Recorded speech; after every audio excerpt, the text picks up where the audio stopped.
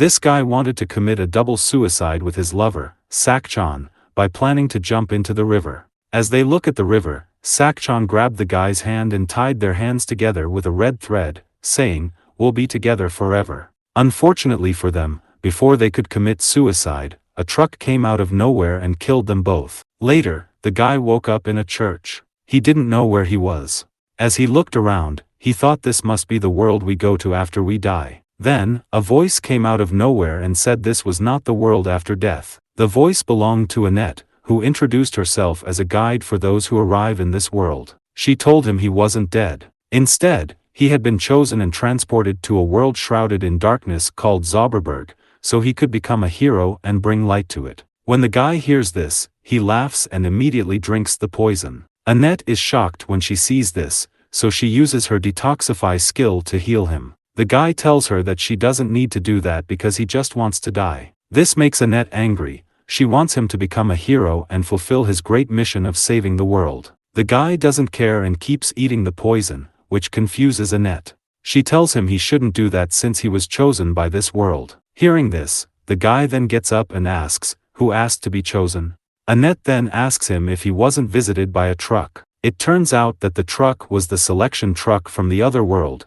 the one that brought him here. Among the many people in his old world living unhappy lives, only those struck by the truck get to redo their lives in this world. Since the truck came for him, it proves he was unhappy in his old world. Luckily, he was given the chance to leave his previous life and come to this world. Hearing this makes the guy angry. He gets up and tells Annette that the truck didn't save him. Instead, it interfered with what was supposed to be the happiest moment of his life, his double suicide. He tells her that, who is she to decide if someone is unhappy or not? Annette is still confused and doesn't understand why he is upset. She then checks his stats, thinking it will change his mind if he sees his own stats because after all, every human that brought to this world is granted the ability to wield superhuman powers.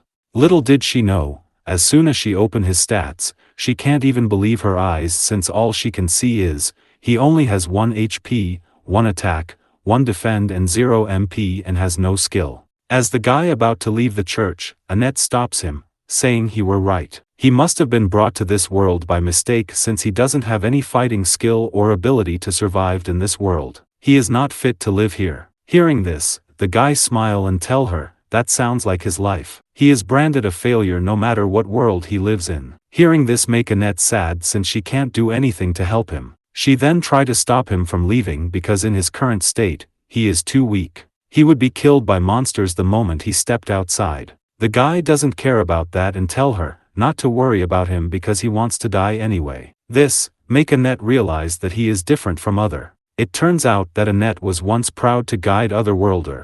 Meeting Otherworlders excited her. Unfortunately, as time passed, she starts to get tired of praising the hero since all of them are so arrogant. She had closed off her heart and became someone who just flattered heroes repeatedly. But after meeting him, she realized he was the man she had been waiting for. As he was about to leave, Annette tried to stop him and said, "At least take a profession before you go." The man smiled and replied, "I was born to be a writer," before leaving. Later, as he explored the area, he heard a voice in his head telling him that he had leveled up for discovering the new place. This annoyed him because he was suffering from a migraine. Suddenly, he heard a noise behind him. When he turned around, he saw a girl being caught by a tree monster. Mistaking him for an adventurer, the girl asked for his help. However, he didn't say anything. He just stood there, smiling and thinking that dying women are certainly beautiful. Then he asked her if he could write a novel based on her. Hearing this, the girl became angry and told him to hurry up and save her. Since he was so weak, all he could do was try to jump to reach her. This disappointed the girl even more, and she asked him if he had a sword or spells or something. As soon as she finished asking, the monster caught him, making the girl even angrier, saying he was so useless. When the guy was caught, he didn't care at all. Instead, he looked at the girl with a smile and greeted her, saying, "Nice to meet you." The monster then used its skill to drain the life force from both of them. Noticing this, the girl felt hopeless because they would die in a few more minutes if they didn't do anything. The guy told her that was good news and asked if she was excited too, as he happily accepted his death. Unfortunately for him, as the monster absorbed his life force, it got poisoned and died instead. This made the guy very disappointed, but the girl was thrilled. She looked at him, wondering if he had poisoned himself on purpose to kill the monster. She thinks he is very strong but pretended to be weak.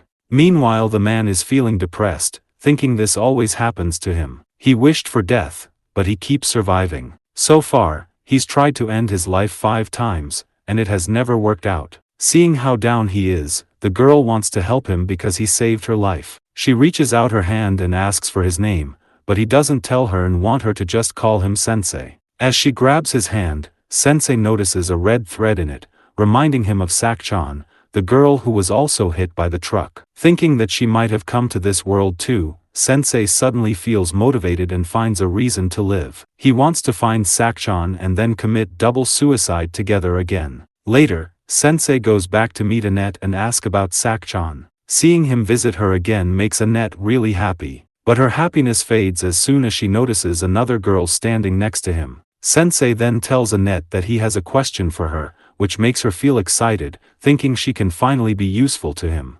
Unfortunately for Annette, all Sensei wants to know is where Sak-chan is.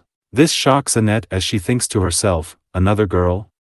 The scene shifts to the Sensei, who is feeling depressed again because he has no idea where Sak-chan is. The girl tries to cheer him up by inviting him to visit her hometown. She suggests that since her hometown is far away, they should stop by the castle town of Roth first.